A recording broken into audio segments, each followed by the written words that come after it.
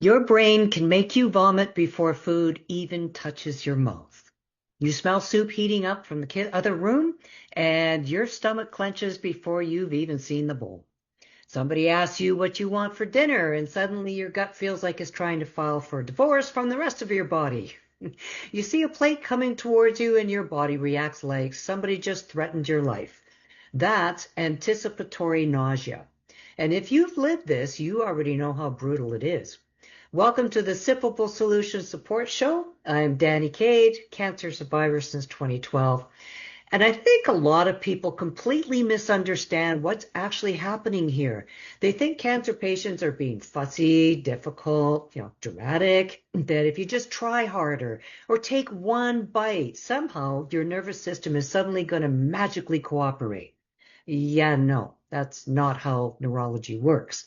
What happens is your brain starts linking food with trauma, extreme nausea, throwing up, dry heaving, pain, medications, endless appointments, and that horrible metallic taste that won't go away. Our nervous system learns fast when survival is involved.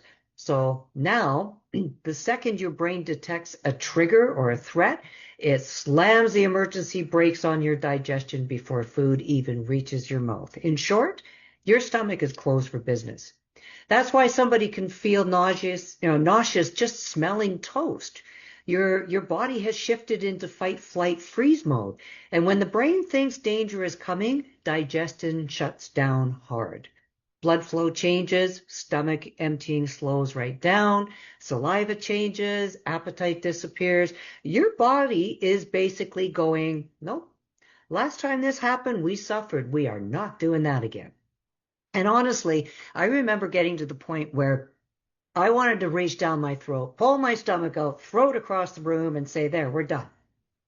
I don't need this stupid thing anymore. I'll survive on vitamin IVs and call it a day. That's how brutal it gets. Now, although I personally didn't do chemo or radiation myself, I know what it's like when your body starts treating food like the enemy. And the usual recommendations, most of them become borderline useless once somebody's nervous system gets locked into this loop. Just eat small meals. Okay, great. Tiny plates of nausea are still nausea. Drink meal replacement shakes. Yep, sounds good in theory until half of them smell strong enough to trigger vomiting before you even unscrew the lid. Never mind the sugar bombs and mystery ingredients stuffed into some of them. Push through it. Wonderful plan. Because forcing someone into panic around food always works so well, right? The problem isn't a lack of effort. The problem is the body no longer feels safe eating. So you have to work with the nervous system first. That's where things started changing for me. Cold foods, they helped because they produce fewer odor molecules, so that means less smell, less trigger. There's a reason a lot of people tolerate cold grapes, smoothies, yogurt, or chilled drinks better than hot meal steaming in their face like some kind of a cruel little silent science experiment. Um, Peppermint oil, that can help too. One of my followers, she swears by it. She does it aromatherapy style, put it under your nose and gently breathe it in. Rubbing alcohol wipes, they can work the same way. I know it sounds weird, but certain competing smells can interrupt the nausea loop long enough to get some nutrition in. So use that window wisely, nourish them. Surprisingly, slow exhales mattered way more than I expected. 4 seconds in, 8 seconds out. Now, I know people hear breathing exercises and immediately think, oh, goody, we're going to start hugging crystals in a drum circle somewhere. But physiologically, this actually matters. Long exhales tell the nervous system the threat level is dropping. Your body finally stops reacting like dinner is a bear attack. Rest and digest starts kicking back in instead of fight, flight, freeze.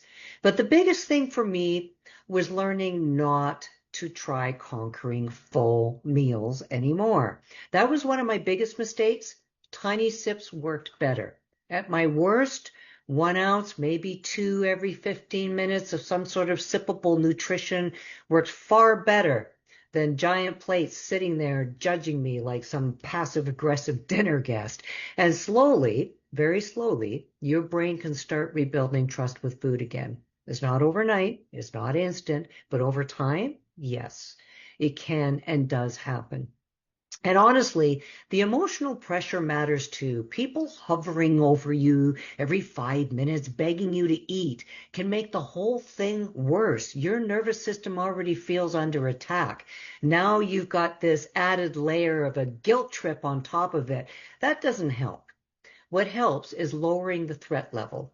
Lower the smell, lower the pressure, lower the volume of the entire experience. Give the body something that it can actually tolerate.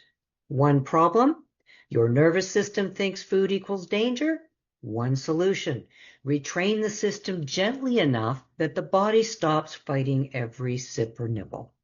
That's one of the biggest things that finally started turning things around for me. If this sounds exactly like what you're dealing with, grab my free guide from my link or drop the word or DM me the word fuel and I'll get it to you right away.